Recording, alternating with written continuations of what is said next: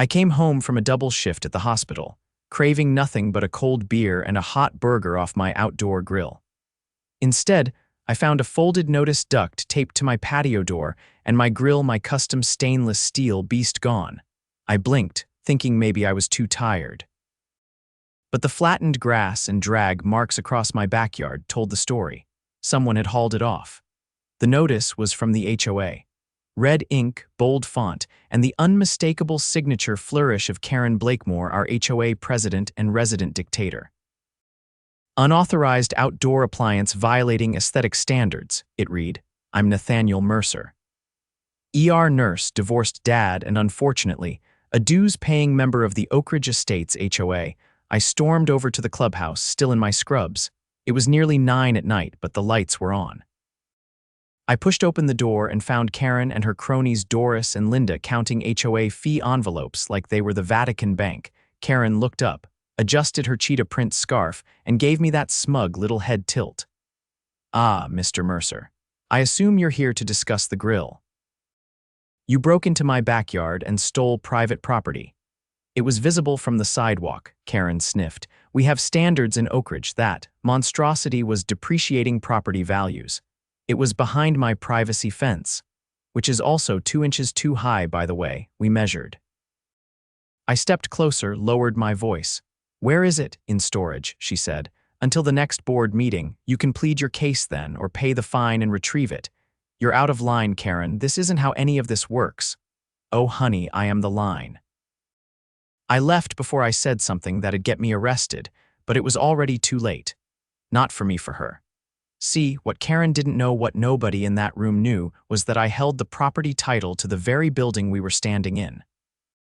2 years ago, the HOA tried to raise emergency funds for sidewalk repaving. To avoid a dues increase, they sold the deed to the clubhouse to a private investor under a leaseback arrangement. That investor, my buddy from college, now a real estate lawyer, owed me a favor. He bought it under a shell LLC and quietly transferred ownership to me. I never said a word about it. I figured eventually it'd come in handy. Guess what, Karen? That day just arrived. The next morning, I woke up to the sound of lawnmowers and the faint buzz of leaf blowers, Oak Ridge's early rising landscaping crew doing their rounds. I brewed a cup of coffee and pulled up the property management portal I rarely used. I hadn't touched it since the deed had been transferred. There it was, clear as daylight. Oak Ridge Commons Community Center, parcel 004732A, owned by Mercer Holdings LLC. I took a sip, then called a locksmith. By noon, I stood outside the clubhouse with a fresh set of keys and a folded copy of the deed in a manila envelope under my arm. The locksmith, a guy named Pete with a patchy beard and an affinity for conspiracy theories, finished up and handed me the new key card. Place is yours now, he said. You want me to disable the old entry cards? I nodded. Wipe them all. Every last one, he grinned. Bet there's a hell of a story behind this. You wouldn't believe it if I told you. I walked inside, now fully in control of the building.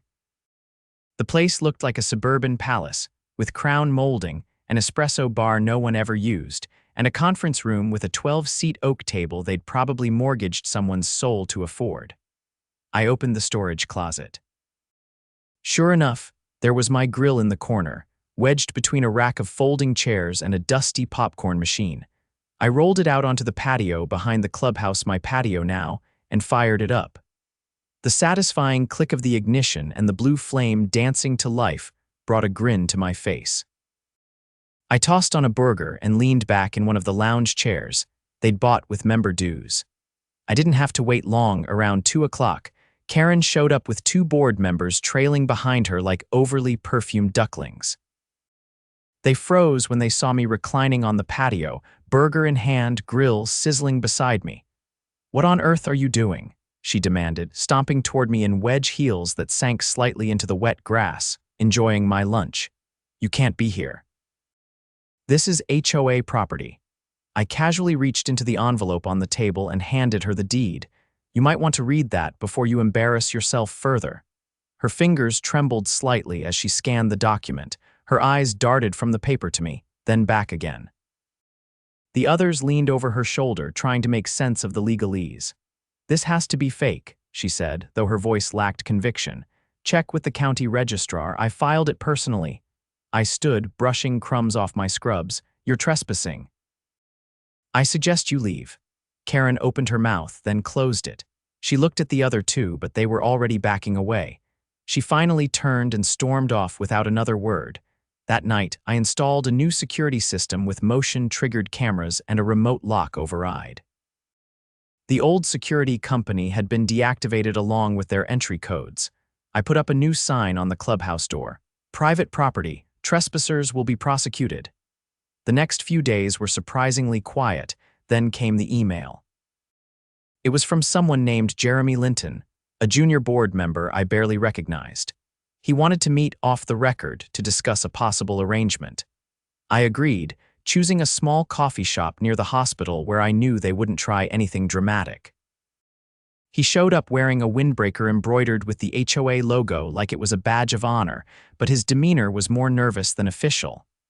"I just want to be clear," he said, lowering his voice. "I didn't vote on the grill thing. That was all Karen's doing." Most of the board didn't even know she authorized the removal. "Let me guess," I said, sipping my espresso. "She didn't hold a board vote," he shook his head. "She said it was an emergency action under Bylaw 12, Section 4, but I looked it up, it only applies to safety hazards. She just didn't like the way it looked. So she violated the bylaws, entered private property, and confiscated a resident's belongings," he nodded. "And that's not all. She's been using HOA funds for some questionable things." I raised an eyebrow. "She authorized a $5,000 reimbursement to herself for committee expenses last quarter. When I asked for receipts at the last meeting, she shut it down and said the matter was closed. Any idea where the money actually went? She hosted a planning retreat in Scottsdale." "Only she and Doris went." I leaned forward. "Jeremy, would you be willing to talk to a lawyer?" He hesitated, then nodded. "If it'll finally get her out of here." "Yeah." That night, I called in a favor from my college buddy, the same one who had helped me acquire the clubhouse. He referred me to a litigation specialist who dealt with HOA fraud cases before. I handed her everything: the deed, the bylaws, the security footage from when they hauled my grill out of my backyard, and Jeremy's statement. She looked it all over and said, "Oh, this isn't just a civil matter. This is criminal misappropriation of funds, unlawful entry, and abuse of authority. If we move fast, we can get the county prosecutor involved." I gave her the green light. 2 weeks later, the hammer dropped. The sheriff's department showed up at the clubhouse with a search warrant. They seized the HOA's financial records, hard drives, and even some of the ridiculous art Karen had purchased under beautification expenses. She was escorted out in handcuffs in front of half the neighborhood during a Tai Chi class on the lawn. Neighbors who had once nodded politely but kept their distance suddenly became chatty. A few even brought over baked goods. One guy, a retired Marine named Travis, clapped me on the back and said, "About damn time someone stood up to those snakes." I didn't correct him. Let them think I was some kind of neighborhood vigilante. I'd earned it. The interim HOA board formed after Karen and her inner circle were suspended pending investigation reached out to me. They wanted to negotiate a new lease for the use of the clubhouse. I told them I'd consider it. Under my terms, a full financial audit, monthly open meetings, and no more fines without a board vote and photographic evidence, they agreed. Quickly, by month's end, the grill was back in my yard. No one touched it again. And every time I walked past the clubhouse, I didn't see a symbol of HOA overreach anymore. I saw the place where a tyrant fell and where a tired ER nurse finally got his burger. The week after Karen's arrest, I walked out of the hospital just past midnight, exhausted but wired. My phone buzzed in my pocket, another email from the temporary board. They wanted to schedule a meeting about their lease renewal. I ignored it for now. I wasn't in the mood to talk to anyone about contracts. I just wanted to get home, turn on a game, and forget for a while that I'd spent the last 8 hours elbow deep in chaos. When I pulled into my driveway, I noticed something off. The gate to my backyard was wide open. I parked and jogged around the side of the house, heart thudding. The grill was still there, but the lid was cracked open. Someone had tried to pry it off with something heavy, maybe a crowbar. The stainless steel cover was warped, the control knobs twisted. A half-burned rag sat inside the firebox. They'd tried to torch it. I looked up at the motion light. The bulb was intact, but someone had smeared grease over the lens to dull the brightness. I checked the camera mounted under the eave. It was still there, but the memory card was gone. Yanked out. This wasn't some random vandalism. I walked back inside, locked up, and called Officer Delaney, the same officer who had helped process Karen's arrest. He arrived 10 minutes later, stepping quietly through the front door with a small flashlight and a notepad. "Someone tried to destroy your property," he said after a quick look at the scene. "This wasn't just kids messing around. Think it's retaliation?" I asked. He nodded slowly. "Could be. We've been looking into a few things related to the HOA's financials." "You stirred up more than you know." "What kind of things?" He eyed me for a second, then said, "There's evidence suggesting Karen and a few others were involved in something bigger than just skimming HOA funds. We're talking kickbacks from the landscaping company, falsified maintenance contracts, and a shell vendor that was billing for repairs that never happened." I let that sink in. "So that's why they were so aggressive about fines and dues. They needed a slush fund." "Exactly," he said. "And now that the board's being audited, some people are panicking." He dusted the grill for prints, then pointed to the camera housing. "We'll pull your cloud backups if you've got any." If they didn't know about that, we might still have them on video. I gave him my login info and went inside to pull up the footage on my laptop. Sure enough, 3 grainy figures in hoodies had come into frame around 11:30. One kept lookout while the other 2 crouched by the grill. One had a pair of bolt cutters, the other poured something from a gas can. Delaney leaned over my shoulder. "That guy on the left, that's Harold Tibbs. He used to be the HOA's treasurer. I thought he quit last year." He did. Right after the Clubhouse deal went through. "We think he knew something, maybe more than he let on." I turned toward him. "If he's on camera committing arson, what happens next? We'll get a warrant issued within the hour." True to his word, by dawn, Harold was in custody. The charges weren't just vandalism. They included attempted arson, property destruction, and conspiracy. His arrest led to a search warrant for his home, where police found documents linking several former board members to a fake vendor account that had funneled nearly $80,000 out of HOA funds over the past 3 years. The fallout was immediate. The county attorney's office launched a formal investigation into the Oak Ridge Estates, HOA. A forensic accountant was assigned to comb through every transaction. By the end of the week, 5 more former board members had been subpoenaed. The interim board, a group of 3 nervous residents who'd been roped in through an emergency vote called an emergency community meeting. They asked if I would attend. I didn't want to at first, but something about the way Delaney had looked at me before he left that night stuck with me. "You're not just a victim here," he had said. "You're the only one who's got leverage, and you know how to use it." So I went.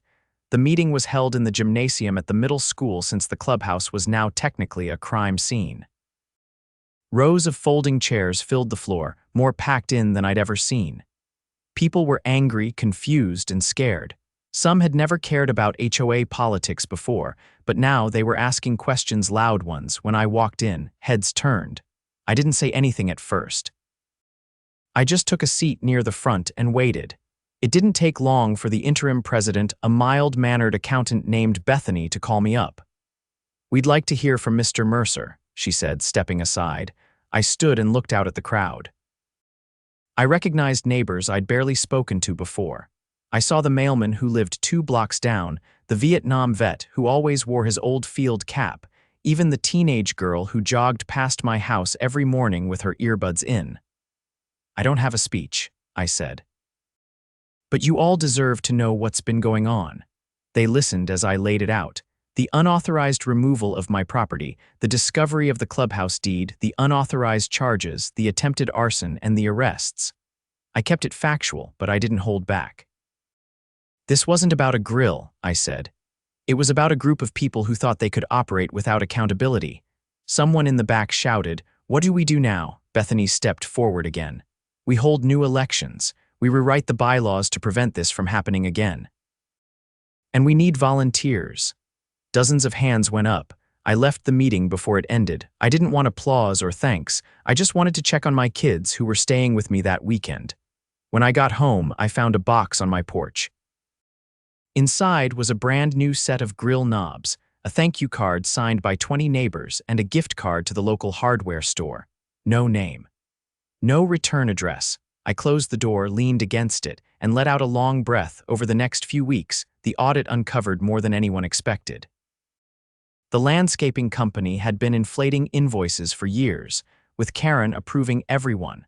A contractor had been paid for resurfacing the tennis courts twice, but no work had ever been done.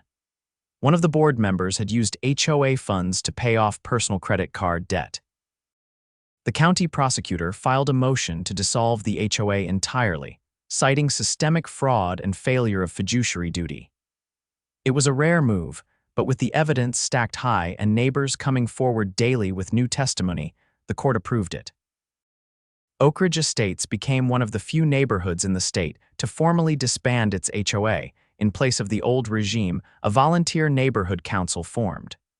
No fines, no petty rules, no secret meetings, just residents looking out for each other. Bethany became the head of the council, backed by a rotating group of volunteers. I declined any official role, but I stayed on as the legal owner of the clubhouse. I leased it to the council for $1 a year, with a clause stating that the moment any new group tried to reinstate fines, the lease would be void. The grill, now fully repaired, sat in its rightful place, and every Saturday I hosted cookouts open to the entire neighborhood. No forms. No approval needed, just people, just burgers, and not a single clipboard in sight. It was early spring when the final piece of the puzzle fell into place. I was pulling weeds from the narrow strip of garden next to my porch, gloves on, earbuds in, letting some old blues tracks push the world away for a while. That's when a black SUV rolled slowly down the street and stopped in front of my house. I stood up, brushing mulch off my knees as the driver door opened. Out stepped a man in his 60s, tall with a faded navy blazer, silver hair cropped tight, and a folder tucked under one arm. He walked up with the kind of gait that said he'd worn a badge for most of his life. "Nathaniel Mercer," he asked, not offering a handshake. "That's me. I'm Special Investigator Ray Hollies, appointed by the State Attorney General's office.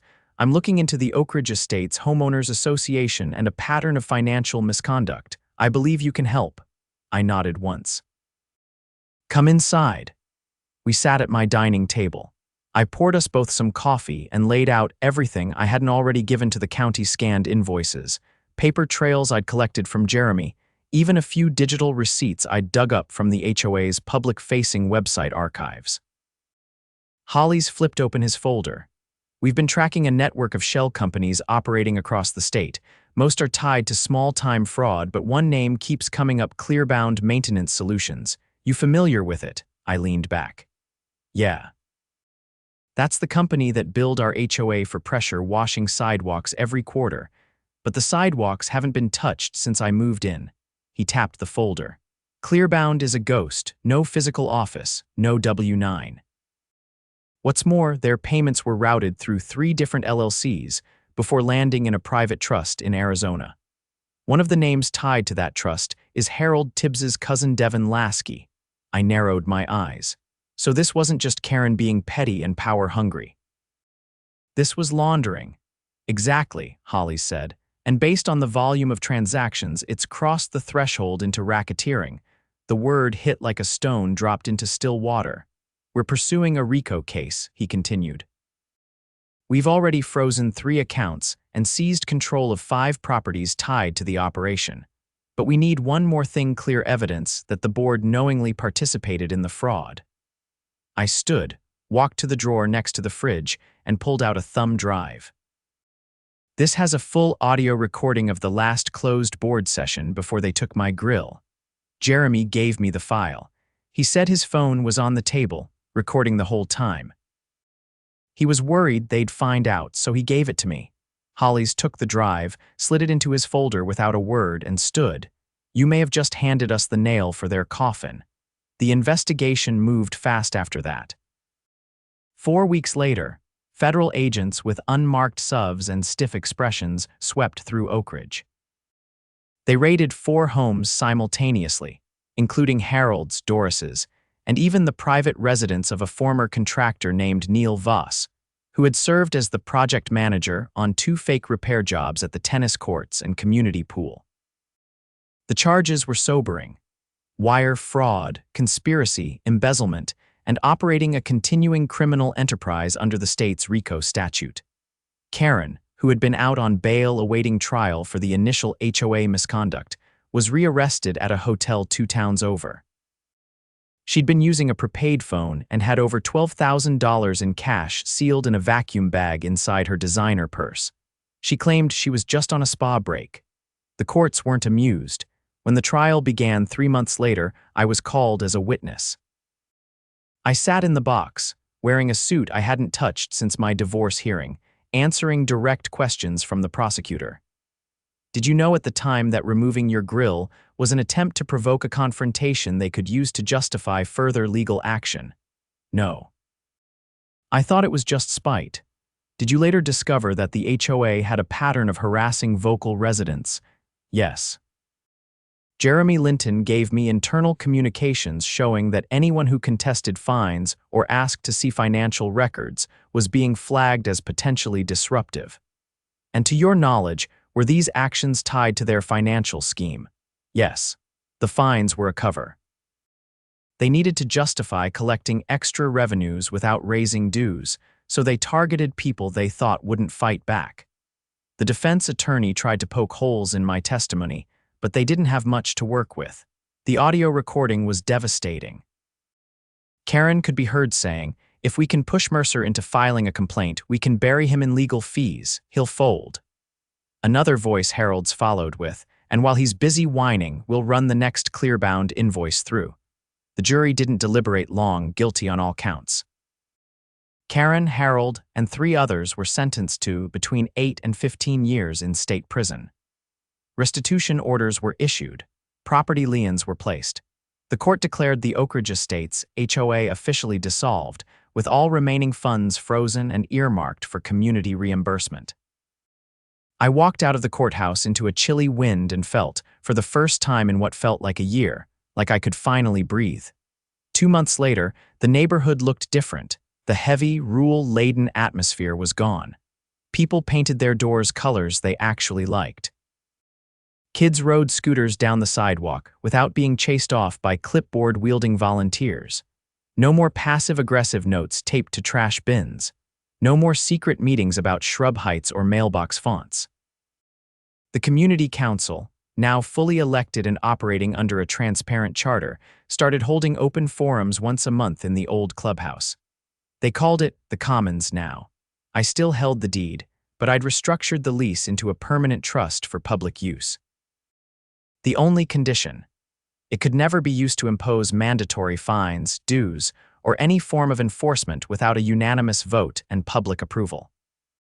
One Saturday, I was outside tuning up the grill, same one, now a little scarred but still running like a champ, when Bethany walked over carrying a small wooden plaque.